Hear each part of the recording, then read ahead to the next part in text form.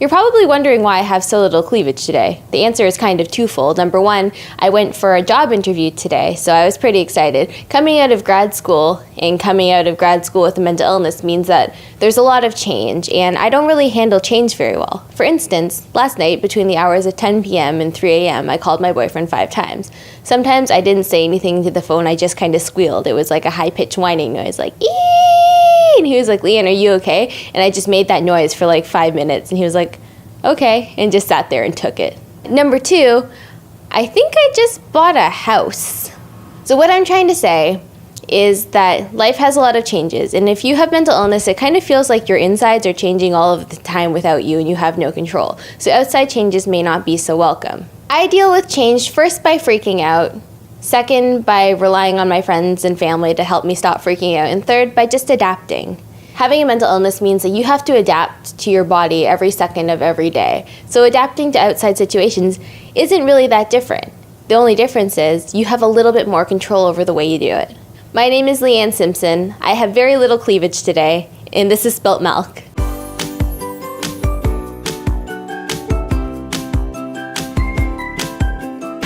Sometimes when I apply for jobs, I get sad because they're like, you need 3 to 5 levels of experience for this entry-level job. And I'm like, man, can I use my experience points from Pokemon Go? And they're like, no, you can't. And I'm like, but I have a Squirtle. So today I went for a job interview, and I'm in communications. That's what I do outside of mental health advocacy. So I went into my job interview, and I told them that I had a mental illness. This is probably a weird job interview tactic. If you want to sleep with someone, you don't tell them that you snore. But my policy on this is that mental illness is such an integral part of my life, not only on my resume, because a lot of people ask, why did you get into mental health advocacy? And the simple answer is because I am sick.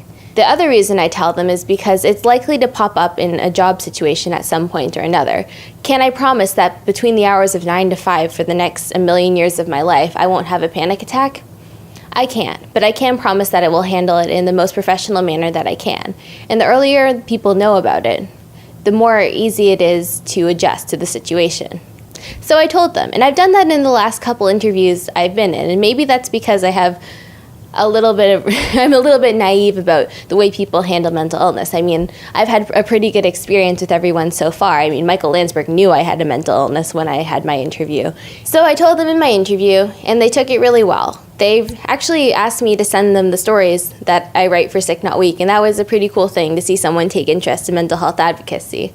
The only time I regret telling someone about my mental illness was I missed one shift at the writing center where I was a writing instructor. I was very, very ill, and I called in, and my medication, I had overdosed on medication or something, and my words were all slurred, and it was not the greatest phone call of my life, but they were able to cover me. And when I went to speak to my boss, he looked at me and he said, well, maybe this kind of work isn't for you.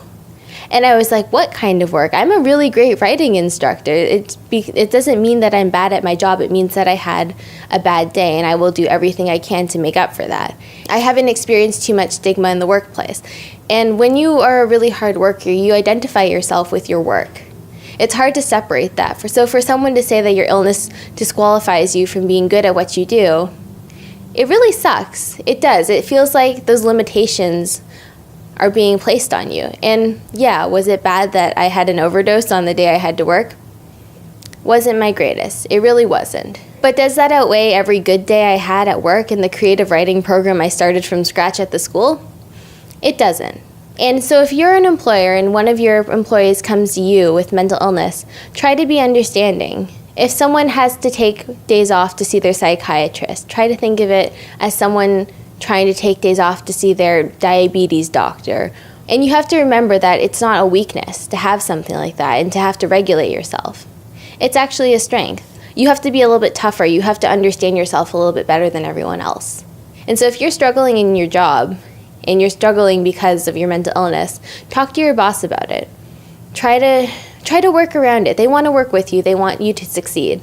I actually had a boss that switched all of my shifts to afternoon shifts so that I could switch medications without worrying about missing shifts in the morning. And that was something really special because he cared and he understood that it was something that I had to do to better myself. And hopefully they understand for you too. My name is Leanne. I'm in love with Pokemon Go, and this is Spilt Milk.